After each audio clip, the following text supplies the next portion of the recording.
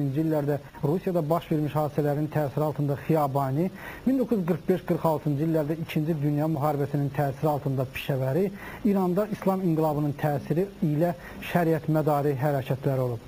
1995-ci ildən başlanğıcını götürən hərəkat isə daha çox Mahmud Əli Çöhrəqanlının adı ilə bağlıdır və SSR-nin dağılmasından sonra dünyada gedən proseslərin təsiri altında getdikcə vüsət almaqdadır. Güney Azərbaycan Milli Oyanış Hərəkatının lideri Professor Mahmud Əli Çöhrəqanlı. O, 1996-cı il parlament seçkilərində Təbriz seçki dairəsində namizədliyini irəli sürərək Cənubi Azərbaycanın milli hüquqları uğrunda tələbə təşkilatları tərəfindən universitetlərdə məhdud çərçivədə və gizli şəkildə gedən mübarizəni son dövr mübarizə tariximizdə ilk dəfə olaraq açıq müstəviyə çıxardı. Onun seçki təbliğatı imkanlarından istifadə edərək toplantılarda, iclaslarda apardığı milli təbliğat nəticəsində milli məfkurəmiz kütləvi xarakter almağa başladı. Tələbə yığıncaqları və tələbə təşkilatlarında müzakirə olunan məsələlər Çöhrəqanlı hərəkatından sonra artıq adi insanların da müzakirə mövzusuna çevrildi. 400-500 min Təbrizli ona səs versə də rejim onun məclisə getməsinə imkan vermədi. Bu isə Təbrizdə kütləvi etirazlara, mitinqlərə səbəb oldu. Millət yolundan döndərmək üçün ona böyük vəzifələr təklif olundu. Amma o millət fədaisi olmağı hər şeydən, hətta həyatından da üstün tutdu. Onun ən güclü müdafiəsini isə Azərbaycanın keçmiş prezidenti, Azərbaycan Milli Azadlıq Hərəkatının lideri mərhum Əbülfəz Elçibəy təşkil etdi. Əbülfəz Elçibəy həyatında yalnız bir şəxsiyyətin hüquqlarını müdafiə komitəsinin sədrliyini qəbul edib. O yeganə şəxsiyyət və həyatının son anına qədər dilindən düşməyən yeganə siyasi lider Doktor Çöhrəqanlıdır.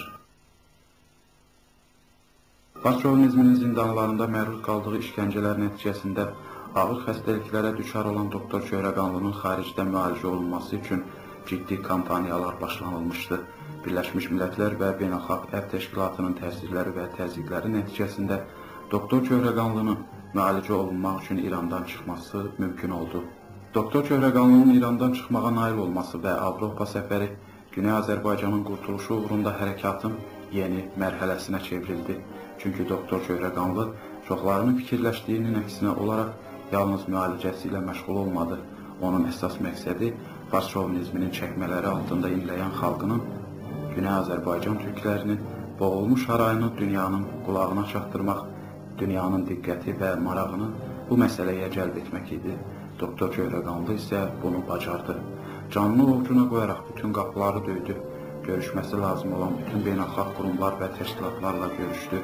Millətinə görə ən doğal və ən ibtidai haqlarından məhrum olunmuş və təhqir olunmuş millətinin səadətinə, rifahına və xoşbəxtliyinə görə. Güney Azərbaycan Milli Oyanış Hərəkatının lideri Doktor Çöhrəqanlı Avropada olarkən İsveç parlamentinin üzvləri, Avropa parlamentinin nümayəndələri, Avropa ölkələrinin hakimiyyət və müxalifət partiyalarının rəhbərləri, Birləşmiş Millətlər Təşkilatının İsveçdəki, Almaniyadakı, Fransadakı, Danimarkadakı nümayəndələri, Beynəlxalq Əb Təşkilatının rəhbərləri və nəhayət dünyanın ən mötəbər qurumlarından olan Avropa Şurasının baş katibi cənab Walter Schwimmerlə görüşdü. Doktor Çöhrəqanlı bütün görüşlərdə bəziləri kimi özünün yox, millətinin dərdlərindən danışdı. Güney Azərbaycanda 30 milyondan çox türkün öz insan haqlarından məhrum olunmasından, millətimizin səfalət və yoxsulluq içində yaşamasından, cavanlarımızın işsizliyindən, uşaqlarımızın qida çatışmazlığı nəticəsində müxtəlif xəstəliklərə düçar olmasından, narkomaniyanın geniş yayılmasından, millətimizin ağır əzab, əziyyətlərə məruz qalmasından, millətimizin hüquqlarının addımbaşı pozulmasından, millətimizin təhqir olunmasından, aşağılanmasından, öz milli kimlik və keçmişindən arındırılmasından, farslaşdırılmasından, millətimizin aydın fikirləri və haqlarını tələb edənlərinin həbsxanalarda çürüdülməsindən, didərgin salınmasından söhbət açdı. Çöhrəqanlı addım basdığı hər yerdə xalqını savundu və görüşdüyü hər kəsi millətimizin müdafiəsinə cəlb etməyi bacardı.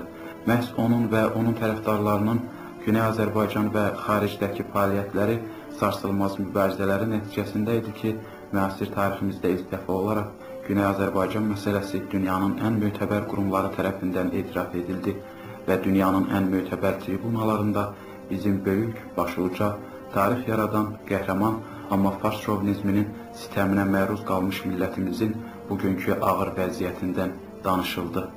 Güney Azərbaycan Milli Oyanış Hərəkatının rəhbəri Doktor Şöhrəqanlının və Güney Azərbaycan Milli Oyanış Hərəkatının üzvləri, fəalları və tərəfdarlarının dönməz mübarizəsi nəticəsində dünyanın ən mötəbər beynəlxalq təşkilatları olan Birləşmiş Millətlər Təşkilatının İnsan Haqları Komitəsi, Amerika Dövlət Departamentinin İnsan Haqları Komitəsi və sair beynəlxalq təşkilatlar Güney Azərbaycanda 30 milyon insanın ən adi haqlarından məhrum edilməsi faktına diqqət yetirdilər. Güney Azərbaycan Milli Oyanış Hərəkatının lideri Doktor Şöhrəqanlının 45 günlük Azərbaycana, Bakıya səfəri də Güney Azərbaycan məsələsinin aktuallaşması və Güney Azərbaycanla bağlı hərəkatın yüklənməsinə böyük təsir göstərdi. Onun 2002-ci il martın 16-sından başlayan və Türkiyə səfərinin əvvəlinə, yəni aprelin sonuna qədər davam edən Bakı səfəri ərzində ictimaiyyət ən çox ondan, onun fikirlərindən, yəni Azərbaycanın ümummilli problemlərindən danışdı.